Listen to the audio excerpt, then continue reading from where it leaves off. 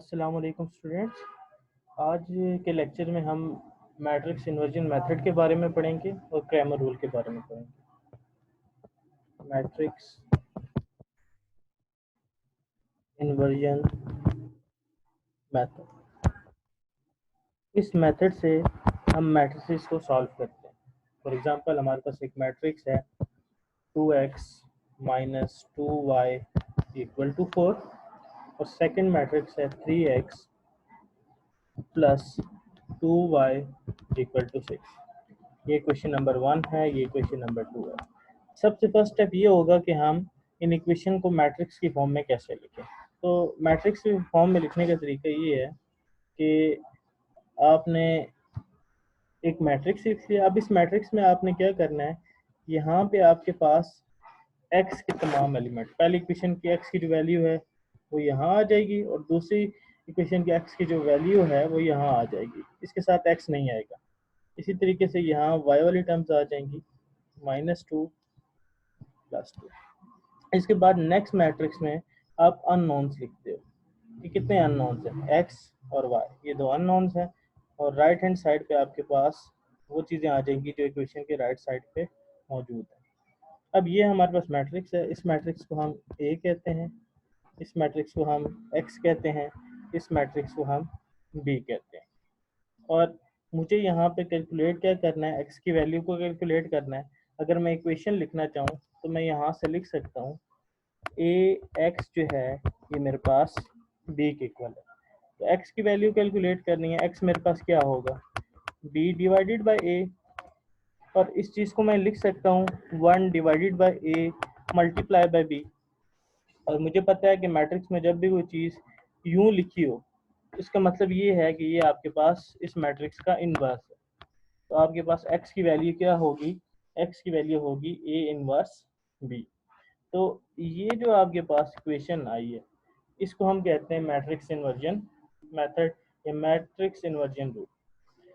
अब हमने करना क्या है, हमारे पास जो मैट्रिक्स था 2 3 -2 +2 x y इक्वल था 4 और 6 के। अब हमने इस मैट्रिक्स को मैट्रिक्स इन्वर्जन मेथड से सॉल्व करना है। मैट्रिक्स इन्वर्जन मेथड क्या है, x is equal to a inverse b। आपको पता है ये आपके पास b मैट्रिक्स है, ये आपके पास a मैट्रिक्स है और ये आपके पास x मैट्रिक्स है। आप क्या करोगे, सबसे पहले a का इनवर्स निकालोगे। आपको पता है a के इनवर्स का फार्मूला होता है 1 bye determinant of a multiply by adjoint of a।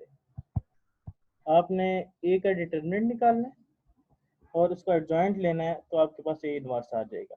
और देन आपने इस ए इनवर्स को बी से मल्टीप्लाई कर देना। तो सबसे पहले मैं डिटर्मिनेंट निकाल लेता हूँ ए का। ए का डिटर्मिनेंट क्या होगा मेरे पास, ये टर्म इसके साथ मल्टीप्लाई होगी माइनस ये टर्म इसके साथ मल्टीप्लाई होगी, 2 2 4 माइनस आ गया और 3 -2 -6 ये आ गया, ये आ जाएगा 4 + 6 इक्वल टू 10।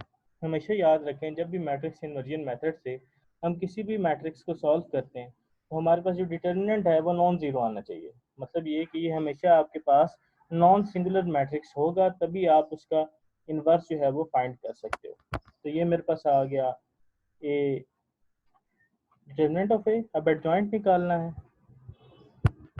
एडजॉइंट ऑफ ए के लिए आप क्या करते हो, इन दो की पोजीशन चेंज कर देते हो और इन दो के साइन चेंज कर देते हो। ये आपके पास आ गया। तो अब आपने तमाम वैल्यूज को फार्मूले में पुट कर देना है। A inverse equal to 1/10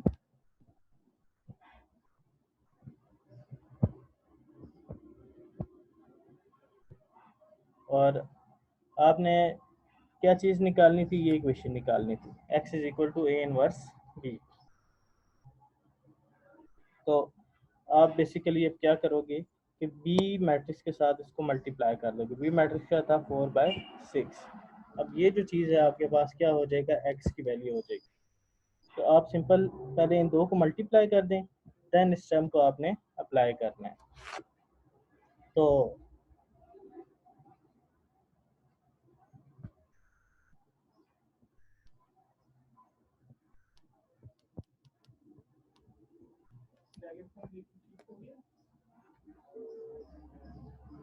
call कर दीजिए। ये हमारे पास मैट्रिक्स, इसके साथ था 1/10 इक्वल टू बी। बी की वैल्यू हमारे पास क्या थी, 4 और 6। मैं क्या करता हूँ, सबसे पहले इन दो मैट्रिक्स को आपस में मल्टीप्लाई कर देता हूँ।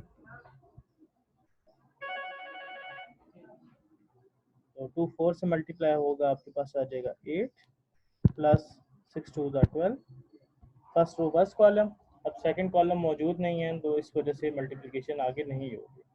इसी तरीके से -3 मल्टीप्लाई बाय 4 -12 और 2 ये आ जाएगा आपके पास +12।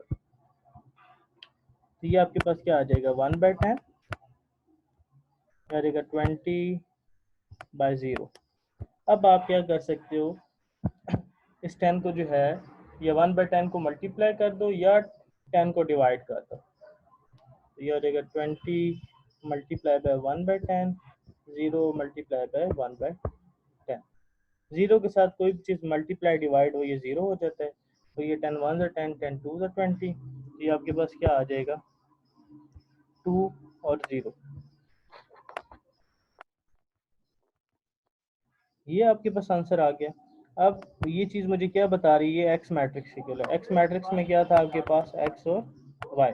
इसका मतलब ये है, ये वैल्यू है आपके पास एक्स की और ये वैल्यू आपके पास है वाई की। Thank you.